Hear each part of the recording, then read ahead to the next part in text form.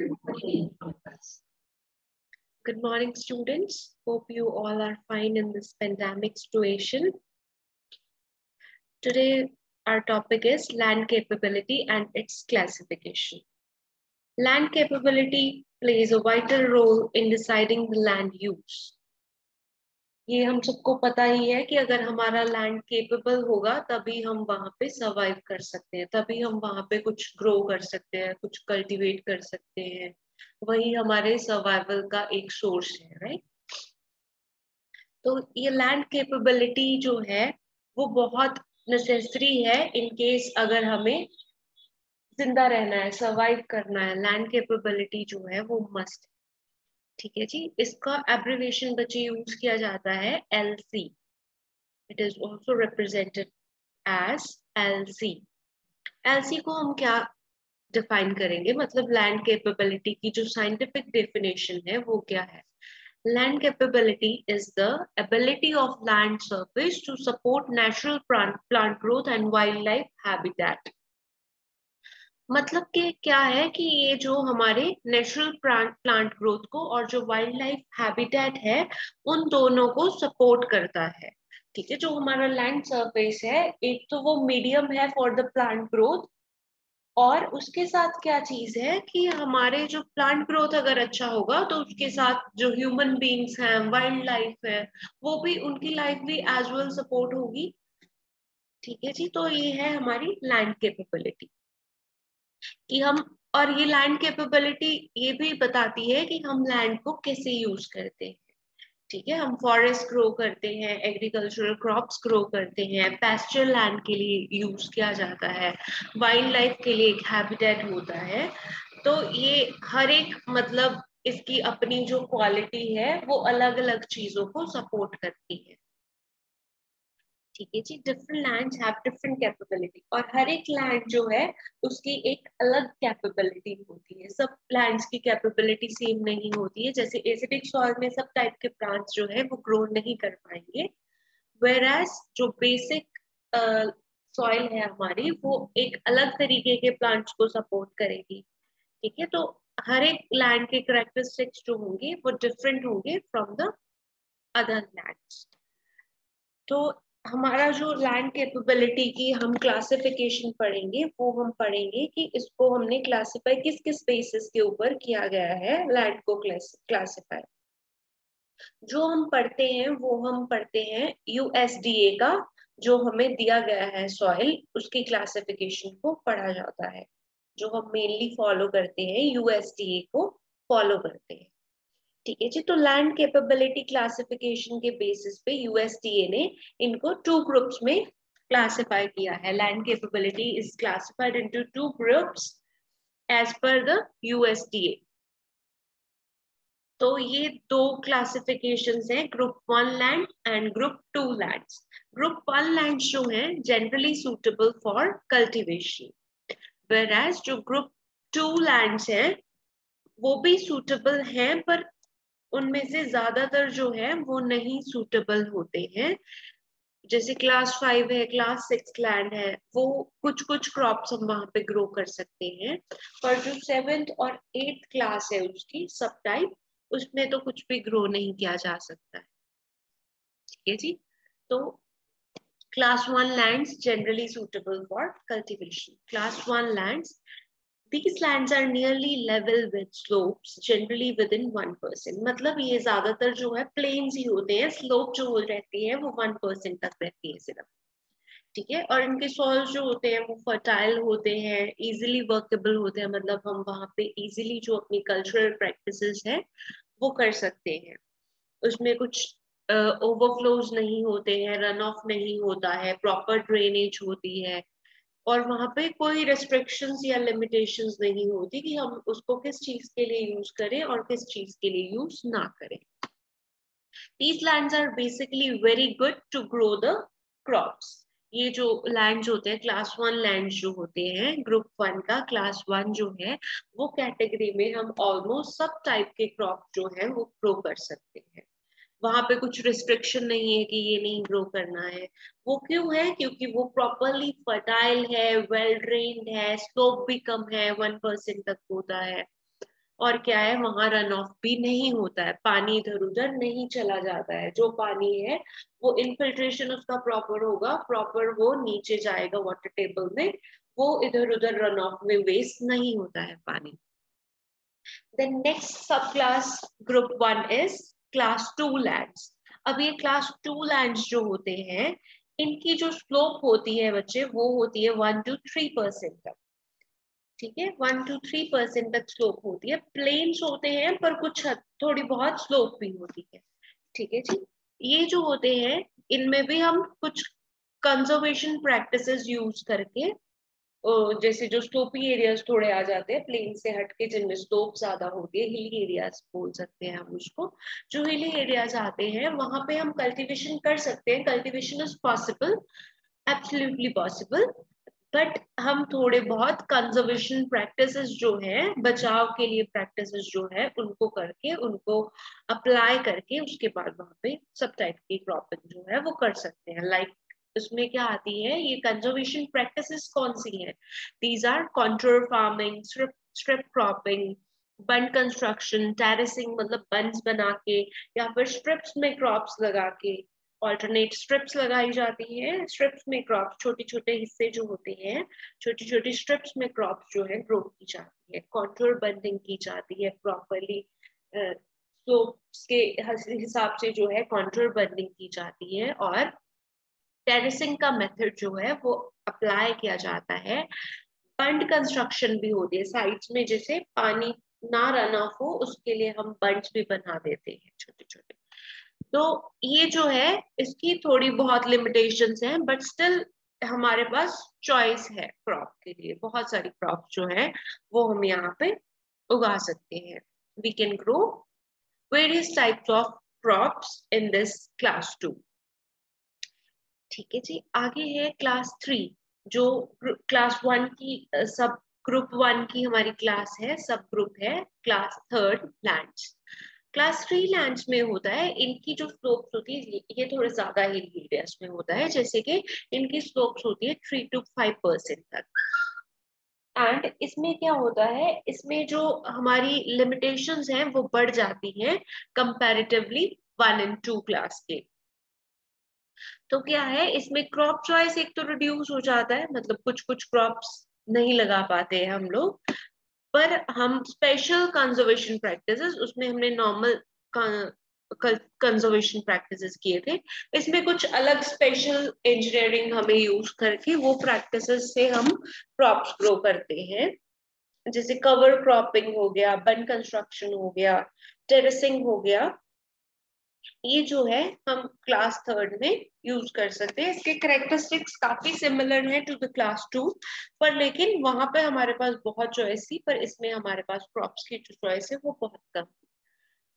तो यहाँ पे हम ड्रेनेज सिस्टम अगर मेंटेन कर दें कंजर्वेशन प्रैक्टिसेस में, और क्या आता है कि हम ड्रेनेज सिस्टम अगर प्रॉपरली मैनेज करें, तो हम जो है अपने हिसाब से क्रॉप, जो सुटेबल क्रॉपिंग प्लान चूज करके हम क्रॉप जो है लगा सकते हैं। ठीक है, ये मिट्टी होती है, हैवी सॉइल होती है एक तो, क्योंकि जो हैवी सॉइल रहती है उसमें परमेबिलिटी जो है कम होगी, क्योंकि पोर स्पेस कम होगी तो वो कम परमेबल होती है, सेमी परमेबल बोल सकते हैं, इट इज सेमी परमेबल। उसमें से पानी जो है, वाटर मूवमेंट जो है, इनफिल्ट्रेशन रेट जो है वो कम हो जाता है due to the less permeability. तो क्लास 3 में भी हमारे पास मतलब लगा सकते हैं, we are able to grow the crops, but जो हमारे क्रॉप की चॉइस है that reduces as compare to class 1 and class 2। Now let us talk about class 4 lands. अब क्लास 4 लैंड्स में क्या दिक्कतें आती हैं? ये लैंड्स होते हैं, इनके सॉइल्स काफी अच्छे होते हैं, शैलो डेप्थ होती है, पर फर्टिलिटी उनकी थोड़ी जो कम होती है कंपैरेटिवली। और क्या है, इसमें जो स्टीप स्लोप्स होती है, स्लोप ही बहुत ही ज्यादा रहेगा, स्टीप मतलब तीखी वाली स्लोप्स होती है, जैसे कि इसमें जो स्लोप की हमारी रेंज है वो बढ़ जाती है, दैट इज फ्रॉम 5 to 8%, 5 से 8% तक हमारी जो स्लोप की रेंज है वो स्टीप हो सकती है। ठीक है जी, इसीलिए इसमें हमारे पास बहुत सीवियर लिमिटेशंस हैं, हमें बहुत सोच समझ के क्रॉप को चूज करना पड़ता है कि ये क्रॉप यहाँ पे टिकेगी भी या नहीं, इरोड हो जाएगी, रन ऑफ के साथ खत्म हो जाएगी। इसीलिए हम यहाँ पे क्रॉप चॉइस जो है हमारी बहुत कम हो जाएगी। जो है हम इसमें ऐसी क्रॉप्स लगा सकते हैं या तो जो पैस्चर्स हों, ठीक है, पैस्चर्स के लिए यूज की जा सकती हो, मेज वगैरह जैसे कि, ठीक है। और दूसरी चीज क्या है, हम इसमें वो क्रॉप लगाएंगे जो कि सॉइल को पकड़ के रख सके प्रॉपरली, क्योंकि स्टीप स्लोप से सॉइल जो मूवमेंट होता है, सॉइल इरोजन जो होता है वो इंक्रीज हो जाता है। तो इसी वजह से हमें क्या है, वी हैव टू प्लांट दो ट्रीज जिनकी रूट सिस्टम जो है वो बहुत स्ट्रांग हो, वो स्ट्रांगली रूट्स, जो मिट्टी है रूट्स उनको टाइटली होल्ड करके रख सके। तो ये थी क्लास 4 लैंड्स।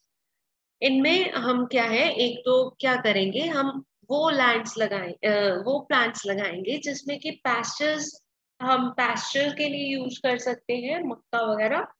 और दूसरी चीज जो है कि इसमें हम वो क्रॉप्स लगाएंगे जिसकी रूटिंग सिस्टम है वो स्ट्रांग होता है, मींस वो उसको होल्ड करके रख सकता है tightly to the soil in order to reduce the soil erosion.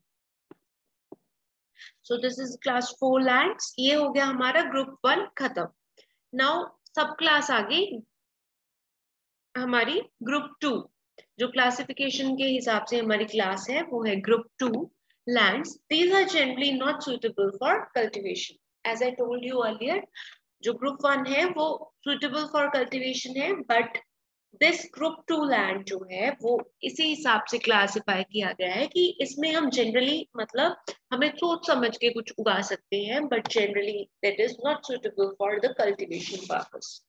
तो इससे ये जो सब ग्रुप है क्लास 5 से शुरू होता है। क्लास 5 लैंड्स, 4 के बाद 5, वो था 5 to 8, क्लास 4 जो था। अब क्लास 5 जो है दैट इज 8 to 12%, 8 से लेके 12% तक जो इसकी स्लोप्स की रेंज हो सकती है, स्टीप, बहुत ही ज्यादा steep. They usually have no little erosion hazard but have other limitations which restrict their use and mainly to the pastures, forests, wildlife, food and cover. तो क्या होता है कि यहाँ पे जो है हमारी इरोजन हैजर्ड इतना नहीं होता है, बट हम क्या है, ये सिर्फ जो लैंड है वो पास्चर एरिया के लिए, means for grazing purposes use किया जा सकता है। फॉरेस्ट उगाए जा सकते हैं, फॉरेस्ट एरियाज हो सकते हैं इस जो क्लास 5 में आते हैं। और क्या, वाइल्ड लाइफ के लिए फूड हो सकता है, वाइल्ड लाइफ के लिए हाउसिंग हो सकता है वो, ठीक है। वो वाइल्ड लाइफ को सपोर्ट करता है, बट वो हमारी जो कल्टीवेशन है जनरली जो हम प्रॉफिट के बेसिस पे उगाते हैं वो हम वहां पे जाके नहीं कर सकते क्लास 5 पे। तो यहाँ पे जो है ग्रेजिंग भी कंट्रोल्ड मैनर में, ऐसे नहीं कि जानवरों को खुले छोड़ दिया और वो स्लोप से नीचे गिर जाएंगे। तो हमें क्या है, कंट्रोल्ड मैनर में, रिस्ट्रिक्शंस के मैनर बिहाफ पे हमें उसको कंट्रोल ग्रेजिंग में लैंड को रखना होता है। तो हमारे पास कुछ एग्जाम्पल्स हैं क्लास 5 लैंड्स की। Bottom land subject to frequent overflows that prevent the normal production of cultivated crops, मतलब जो नीचे वाले लैंड्स होते हैं वहां पे ओवरफ्लोज बहुत ज्यादा होते हैं, फ्रीक्वेंटली होते हैं। तो इसी वजह से हम वहां पे किसी कल्टिवेट क्रॉप्स की कल्टीवेशन को नहीं करते हैं, मतलब जो कमर्शियल हम क्रॉप्स ग्रो करते हैं वो हम यहाँ पे नहीं करेंगे because of this overflow. And second one is, जो लैंड्स होते हैं वो उतने लूजली पैक्ड मिट्टी वाले नहीं होते हैं, वहां पे ग्रेवल स्टोन्स जो होते हैं लैंड्स होते हैं, ठीक है जी। ये जो चीजें हैं ये हमारी कुछ एग्जाम्पल्स हैं जिसकी वजह पे से हम यहाँ पे कल्टीवेशन पर्पस के लिए अपने क्रॉप्स नहीं ग्रो कर सकते। Next is class 6 lands. Class 6 जो सब ग्रुप है इसमें है शैलो सॉइल्स होते हैं, इनफर्टाइल रहेगा, स्टीप स्लोप्स रहेंगी रेंजिंग टू 18%, 12 to 18% तक। They have severe limitations. अब उसकी भी ऊपर वाले की भी लिमिटेशंस थी, तो इसकी जो लिमिटेशंस है उससे भी ज्यादा है, मतलब severe limitations it is having. So this land is only used for the pastures. मतलब पैस्टोरल लैंड है ये, सिर्फ ग्रेजिंग पर्पस के लिए we can use this land for woodland, for wild life, food and come. यहाँ पे क्या है, वुडलैंड्स भी होते हैं जो टिम्बर के लिए हम यूज करते हैं, प्लांट्स वो उगाए जा सकते हैं, या फिर वाइल्ड लाइफ के लिए फूड या शेल्टर जो है यहाँ पे इन लैंड पे मिल जाता है। तो यहाँ पे क्या होती है, सीवियर इरोशन होती है, स्टोनी टेक्सचर होता है, शैलो मतलब ऊपर ऊपर तो मिट्टी रहेगी पर नीचे जाके क्या है, रॉक्स रहते हैं। तो इसी वजह से क्या है, कुछ हद तक रूट्स जो है वो जा पाती हैं, उससे डीप जो रूट्स है वो नहीं जा पाती है। नेक्स्ट इज एक्सेसिव वेटनेस और ओवरफ्लो, या तो वहां पे बहुत ज्यादा मॉइस्चर रहेगा या फिर पानी ऊपर से ओवरफ्लो होता रहता है, और इसकी मॉइस्चर जो रोक के रखने की कैपेसिटी है वो भी कम है। जैसे बारिश हुई तो बहुत मॉइस्चर हो जाएगा, मड बन जाएगा वहां पे ऊपर ऊपर, पर उसके बाद नीचे जाके स्टोन्स हैं वो पानी नहीं अब्सॉर्ब करेंगे, इसीलिए वो मॉइस्चर बहुत जल्दी गायब भी हो जाता है, तो उसकी मॉइस्चर को रखने की कैपेसिटी जो है वो कम है। नेक्स्ट सीवर क्लाइमेट, यहाँ पे जो फॉरेस्ट लैंड होने की वजह से क्लाइमेट जो है वो बहुत सीवियर रहता है, मतलब थंडर स्टॉर्म्स वगैरह फ्रीक्वेंटली यहाँ पे देखे जा सकते हैं। तो next is the class 7 land. Class 7 lands में क्या होता है, ये इरोडेड लैंड्स होते हैं, रफ होते हैं, शैलो डेप्थ के होते हैं, और इसकी स्लोप्स की रेंज जो है दैट इज अप टू 25%, 18 से लेके 25% तक जो इसकी स्लोप्स की रेंज जो है रहती है। ये जो सॉइल होते हैं वो स्वैम्प्स होते हैं, मड बन जाता है, जैसे एकदम जब पानी आया तो वहां पे कीचड़ बन जाएगा, स्वैम्प बन जाएंगे। और क्या है, या तो फिर वो ड्रॉट प्रोन रहता है, बहुत सूखा रहेगा या बहुत गीला रहेगा, मड बन जाएगा, या फिर बिल्कुल उसमें क्रैक्स आ जाते हैं, ड्रॉट प्रोन हो जाता है। तो इन लिमिटेशंस की वजह से हम यहाँ पे क्या करते हैं, तो हम इस लैंड को यूज नहीं कर पाते। ये ग्रीन कवर तो दिखाई देता है but is severely restricted for grazing, मतलब ग्रेजिंग हम बहुत ही, हमें we have to keep a close eye on the animals. अगर हम ग्रेजिंग के लिए अपने एनिमल्स को यहाँ पे लेके जा रहे हैं, छोड़ रहे हैं, तो we have to keep a close eye on them, मतलब उनका बहुत ज्यादा ध्यान रखना पड़ेगा। एक तो स्टीप स्लोप्स की वजह से, दूसरा गंदे वेदर की वजह से वो कई बार उस कीचड़ में दबने लग जाते हैं जो हमारे एनिमल्स होते हैं, तो इसीलिए it is severely restricted for grazing. तो ये थे class 7 land, and now last lands that is class 8 lands. Class 8 lands जो होते हैं ये बहुत ही रफ होते हैं, वर्स्ट फॉर एनी क्रॉपिंग और एनी दिस ट्री ग्रोइंग, ये वर्स्ट होते हैं सब चीजों के लिए। और इसकी जो सॉइल टाइप होती है वो बहुत गंदी रॉकी होती है, रफ होती है, शैलो रॉक्स होते हैं। तो इसकी स्टीप स्लोप जो होती है वो एक्सेस में होती है, दैट इज मोर देन 25%। तो ये किस चीज के लिए यूज किए जा सकते हैं, ये सिर्फ फॉरेस्ट, मतलब जो अपने से वहां पेड़ ग्रो कर जाएंगे वो कर जाएंगे, और मतलब हम वहां पे जाके कुछ नहीं ग्रो कर पाएंगे, ना हम उसको ग्रेजिंग के लिए यूज कर पाएंगे। और ये इंडिया में जो है वो ये दोनों क्लास 7 और 8 जो है उनको कंबाइन करके हम क्लास 7 में ही पढ़ते हैं, क्योंकि बहुत ज्यादा जो इनके पॉइंट्स हैं वो क्लोजली इंटर रिलेटेड है, मतलब थोड़ा सा डिफरेंस है, उसमें रिस्ट्रिक्टेड ग्रेजिंग था बस, बाकी सब चीजें जो सेम थी।